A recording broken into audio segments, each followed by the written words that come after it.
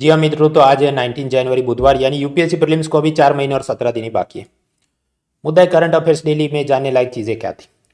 एक दो चीज़ें जानने लायक थी। ये इंडोनेशिया का नया कैपिटल बनेगा नुसंतारा।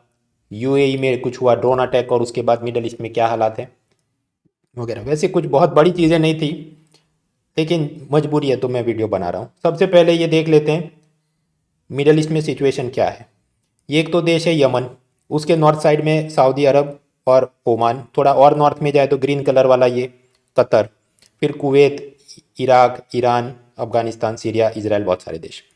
मामला ये है, ये यमन में हाउथी रेबल्स, ऐसे जो भी उग्रवादी विद्रोही वो लोग हैं जो अलग अलग टाइम पर सऊदी अरब और यूएई के ऑयल रिफाइनरीज पर ड्रोन से अटैक कर देते हैं। ऐसा लेटेस्ट अटैक कुछ यूएई और उसमें अबू धाबी की ऑयल कंपनी पर उन्होंने किया, जिसके अंदर 2 इंडिया के लोग भी मारे गए। यूएन ने इसको कंडेम किया है। इजराइल ने कहा है, जो इजराइल तो काफ़ी दूर है, उसने ये कहा है कि हम यूएई की मदद करेंगे, आपको सिक्योरिटी और इंटेलिजेंस शेयरिंग करेंगे ताकि आप इनके सामने एक्शन ले सके। सऊदी अरब ने भी एयर स्ट्राइक शुरू कर दी है यमन और उसका कैपिटल है सना। और ये जो यमन है उसको ईरान सपोर्ट करता है, इसलिए ये सब सऊदी की ईरान से नहीं बनती, तो वो उनका सब चलते रहता है।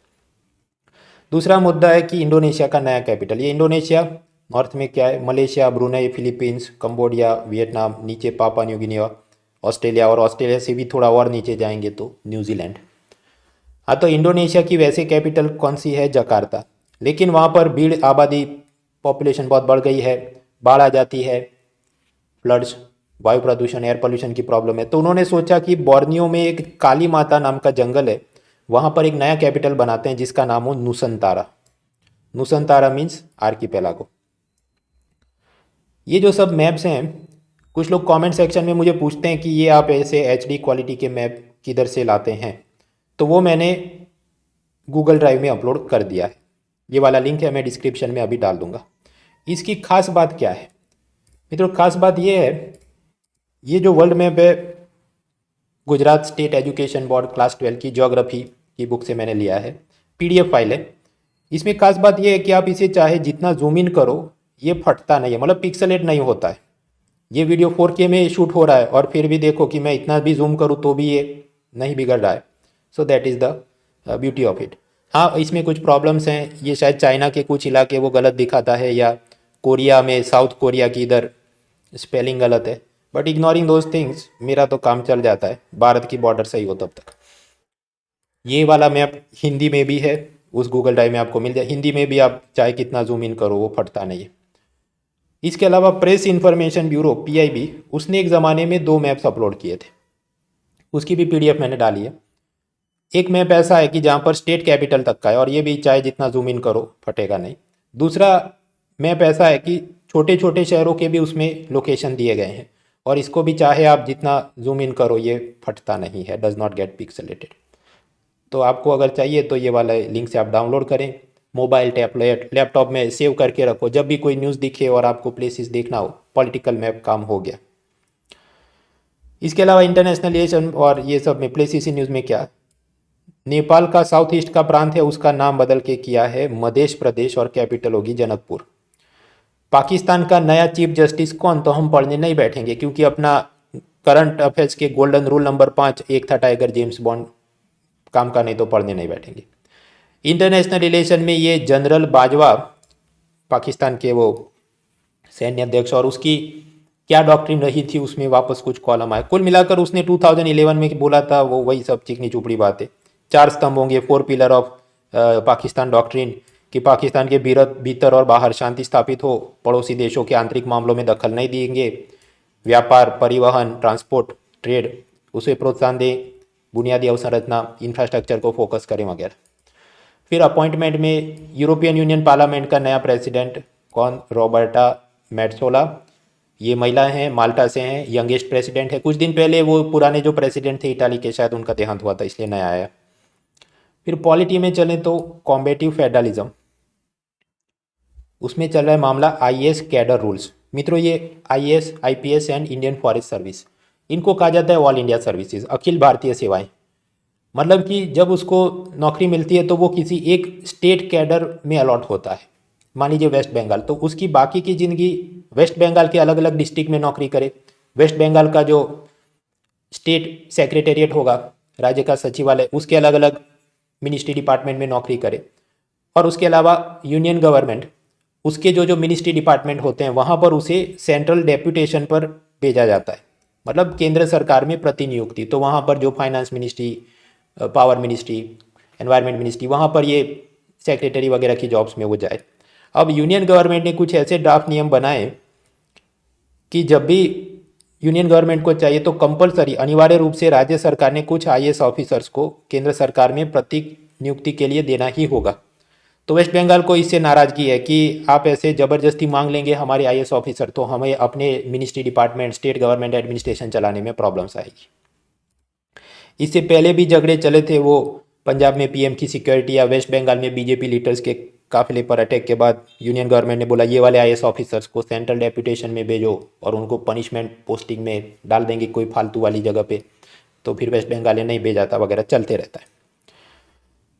फिर एथिक्स और उसमें जुवेनाइल एंड वैल्यू एजुकेशन, कुछ मामला ऐसा है तमिलनाडु में ये चिल्ड्रन कॉमेडी रियलिटी शो चलता है और उसमें सब ऐसी कॉमेडी दिखाई गई कि प्राइम मिनिस्टर मोदी की जो अलग अलग नीतियां थी, नोटबंदी या विमुद्रीकरण, डिमोनेटाइजेशन, सरकारी कंपनियों का प्राइवेटाइजेशन, डिसइन्वेस्टमेंट, उनकी फॉरेन पॉलिसी, फॉरेन टूर्स, उसके बारे में बहुत मजाक उड़ाया गया। तो बीजेपी स्टेट यूनिट ने मिनिस्ट्री ऑफ इंफॉर्मेशन ब्रॉडकास्टिंग में कंप्लेन की है।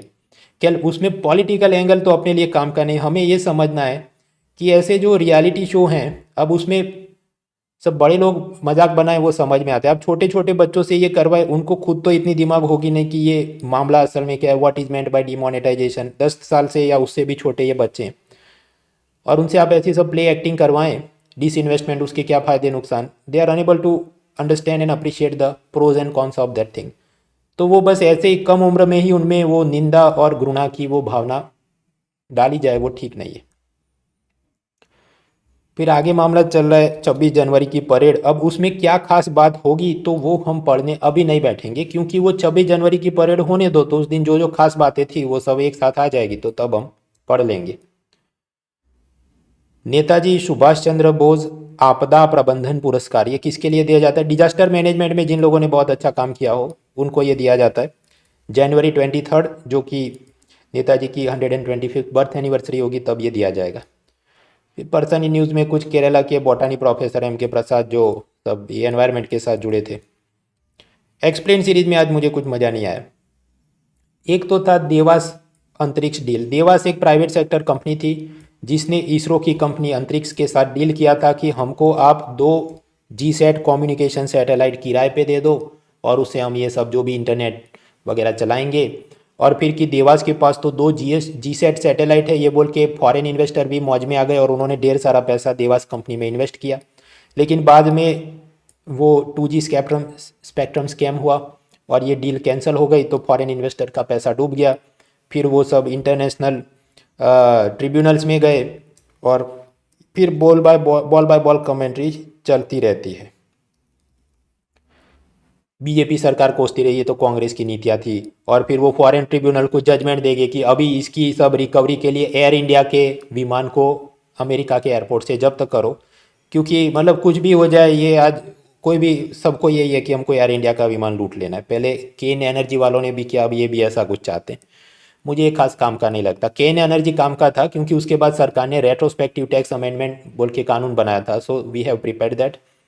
ये वाली चीज़ के अभी कोई कानून बने तो देखेंगे, बाकी ऐसा इंडिविजुअल स्कैम और कांग्रेस बीजेपी की तू में हमें इज़ नॉट इम्पॉर्टेंट, सिवाय के अगले 15 दिन में आपका इंटरव्यू हो, then you need to be little bit aware of it, क्योंकि वो पैनलिस्ट कुछ पढ़ के आया हो और वो उसमें चर्चा करना चाहे।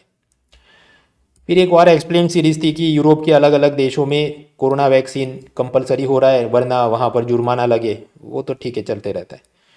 फिर एक मुद्दा चले ग्रेट रेजिग्नेशन। ये हमने कुछ महीने पहले भी देखा था कि वर्क लाइफ बैलेंस के नाम पर ये फर्स्ट वर्ल्ड कंट्री के कुछ यंगस्टर हैं वो नौकरी से रिज़ाइन कर देते हैं कि मेरा स्ट्रेस बढ़ रहा है, मेरा बॉस के साथ बन नहीं रहा है, या मेरे को सपना आ गया अब मुझे स्टार्टअप कंपनी शुरू करनी है।